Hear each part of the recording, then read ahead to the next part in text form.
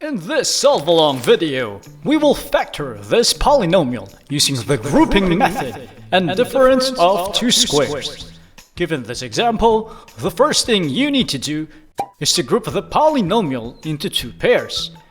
The next step is to factor out the GCF from the two pairs. For the first pair, the GCF is 2p, and for the second pair, it is q. But something doesn't look quite right here because there is no common factor for the two pairs.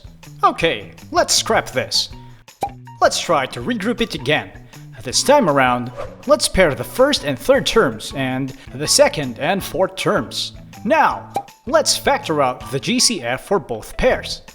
For the first pair, it is p, and for the second pair, it is -1. But I still don't see any common factor between the two pairs.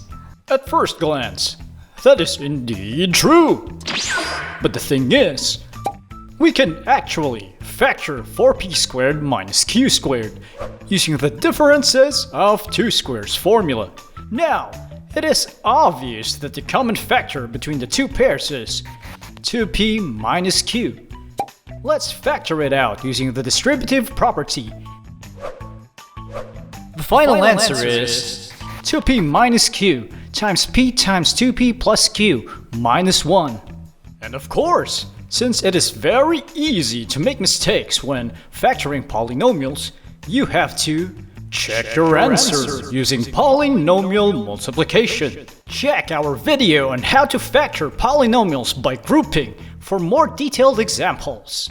If this helped you, then like this video and subscribe to teach me animated math. Feel free to leave a comment if you have questions or if you want to request a solve-along video, okay? So, I'll see you in the next video!